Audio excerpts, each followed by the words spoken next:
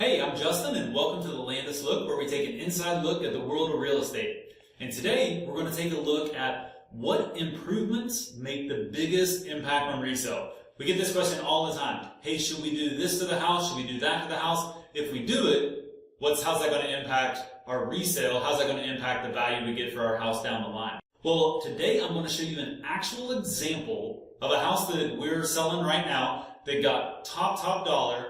And they did just an amazing job of picking the things that get the biggest return because those are the things that buyers want. Before I get into the details, if you want to get the 10-second version of it, if you make it pretty, that's what buyers want. If you can make it pretty without costing a lot, people like pretty.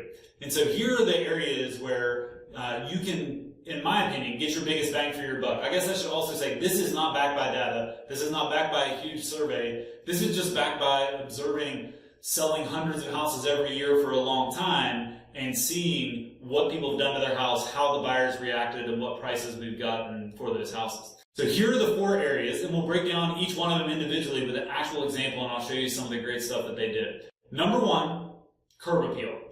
Curb appeal matters. It's the first thing that people see. If you think about searching houses online, it's the number 1 thing that you see in the front picture, right? If the first picture is not the exterior of the house, you're usually thinking, there's something wrong with the exterior of this house. Why did they not put that picture first?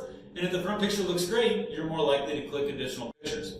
Also, a lot of people drive by a house before they actually schedule a showing or before they go inside. They're only seeing the front of the house. And if you've ever looked at houses and you've seen us, the real estate agents, fumbling around with the lockbox trying to get in the house, you spend way more time out front than is natural trying to get in the house. And what are you doing? You're looking around and you're either thinking, man, it's so great out here, or wow, there's a lot of rotten wood out here, or man, they haven't taken care of the landscaping, and you're setting a very important first impression. The second thing is just the feel of the house. So number 1, curb appeal. Number 2, just the overall cosmetic feel. You walk into a house has a certain feel, and a lot of that is dictated by pretty easy things to change: paint, flooring, and fixtures, which are not as expensive as a lot of other things in the house. But people walk into the house and they say, oh, it feels so good in here. I can see myself in this house. I'm a numbers guy. Went to Georgia Tech, have an engineering degree, love the analysis, the price per square foot. But after being in thousands of houses with people, if it looks like a Pottery Barn catalog, people like the house better. I've seen it enough to know that that's true. Thirdly, we get to the money rooms of the house. The bathroom, and then 4th, the kitchen. The kitchen and the bath, those are the money rooms. People care the most about those rooms, and so that's often also where you can get your biggest return on investment. So let's break those down individually: the curb appeal, the overall feel, the bath, and the kitchen, one at a time. So here's a house that we have under contract right now. It got a great price, premium price, sold quickly, and it already had good curb appeal when they bought it. We're going to show you before and after pictures, and so here's a before picture. House has good curb appeal. It's already a good-looking house. But as you look at the after picture, a couple little tweaks here.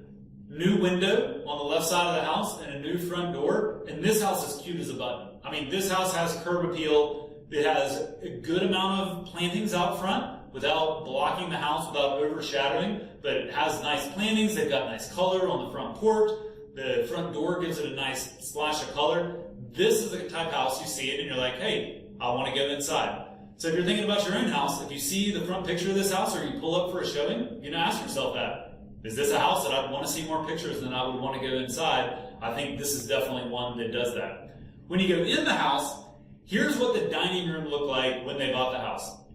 Now, there's nothing that is like, hey, this is an offensive bright green color, but man, the walls look bland, the fixture is old, the floors look old, and old floors can look awesome, but in this case, they don't. They've got kind of a red tint to them.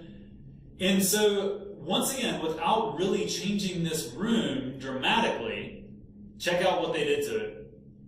Now, you've got the crisp white paint, which looks awesome, right? You've got the refinished floors, which are shining. Those look amazing. And they took down the fixture, the old fixture, and replaced it with a great-looking fixture on the wall. You'll even notice little things like the door handle on the door on the right side of the picture. And now all of a sudden, it feels like a different room, but they didn't have to add square footage to the house. These are cosmetics, right? This is flooring and paint and a fixture, and we're not talking a $4,000 chandelier. So they've done the first two things, cosmetic and inside, curb appeal and cosmetic. Now let's go to the bathroom. Bathroom was definitely the weakest point of this house, as you see this before picture. I mean, this is, and whenever you have this, if you're thinking, hey, what kind of house would be good to buy to add value? A house where the kitchen and the baths are the weak point, that can be good to add value to the house because that turns off a lot of people. A lot of people don't want to go through the effort of updating those rooms. And if you're willing to do it, you can do some great value add. So look here, I mean, this is a small bathroom, but wait till you see the after picture and see how great it looks after they're done.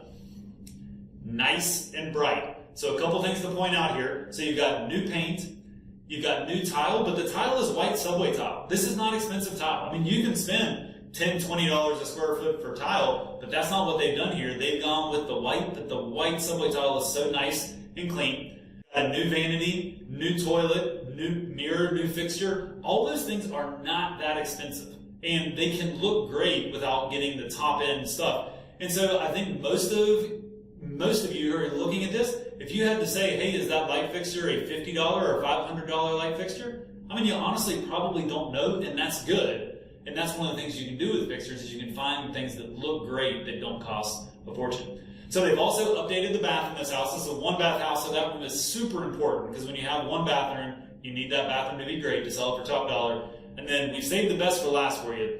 So here's the kitchen. Kitchen did have stainless appliances, so there's a plus, but it's got old cabinets that were painted white. One thing you'll notice in this first picture, you don't see the fridge. I'll show that to you in a future picture. And you can see that you've got flooring here that's old, not in great shape, not attractive. See this next picture of the kitchen, the fridge is actually in a different room.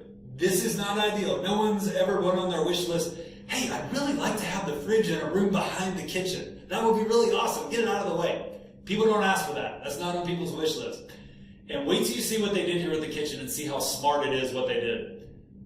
So here's the kitchen. This looks awesome. And they changed a lot of things, but they did it inside the footprint and they did it cost effectively. And let me show you how here. So first of all, we didn't have to add a bunch of square footage. Now adding square footage can add a lot of value to the house, but it's expensive, and usually when you add square footage, the more you add, the bigger return you get because there's just some fixed costs to start to add on to the house. Here they've worked with what they've got, and a couple of things that I absolutely love. So check out the countertops. They look awesome, right? They're butcher block, inexpensive. Compared to a quartz or a marble, much less expensive. And yeah, they're not going to last as long, or they're not going to last as long without showing wear, but they look awesome for selling the house. They go with the style of the house really well. Check out the upper cabinets. What do you think of the upper cabinets? There are no upper cabinets. Cabinets are one of the most expensive pieces in a kitchen. Here, they've got that shelf, cost a fraction of the cabinets, but it's beautifully styled. They have a beautiful fixture above it. They saved a bunch of money by not putting cabinets up, but it still looks awesome. Thirdly, you notice that in this case, they've got a white fridge. So they didn't go with the stainless fridge here, but it works because of the overall color palette of the house. And they did do some upgrades other places, like with the fixtures, and then with my favorite, the apron front sink. So they spend a little bit more on that and spend a little less other places, but I think that apron front sink is just a perfect fit to offset the dark cabinets here from a style standpoint. So the style of this kitchen is awesome. I think almost anyone who would look at this picture will be like, man, that's a good looking kitchen, but it is not a super expensive kitchen. And that's the kind of thing that you can do to get your return. Because if you're thinking, hey, I really want things that are really high quality, really expensive, most buyers don't know that they're really high quality and really expensive until you get into more luxury style houses. And so oftentimes when you spend the money on that stuff, you don't get the dollars back on it for the upgrades over what just makes it look great. So to recap, if you take anything away from this, what gets you the biggest bang for your buck? Making your house look pretty. Make your house look pretty, do things with the paint and the fixtures. Those are typically the easiest. Don't neglect the front curb appeal. It's the first thing that people see. That's really powerful. And then the kitchen and the baths are the money rooms in the house. And that doesn't mean you have to completely renovate them, but it does mean, hey, if you're going to spend money to upgrade things, those are typically good places to go. If you're curious about this in your own personal house, we would be happy to give you our opinion on that and happy to connect you with people who can do it at an affordable cost so that we can help you get the biggest return on your investment. So just drop us a note here on this video, send us a message, send me an email at justin@justinlandisgroup.com, and we'd be happy to help you do the same thing that these folks did in such an amazing way to get the biggest bang for their buck on the house. Thanks for listening. We'll see you next week.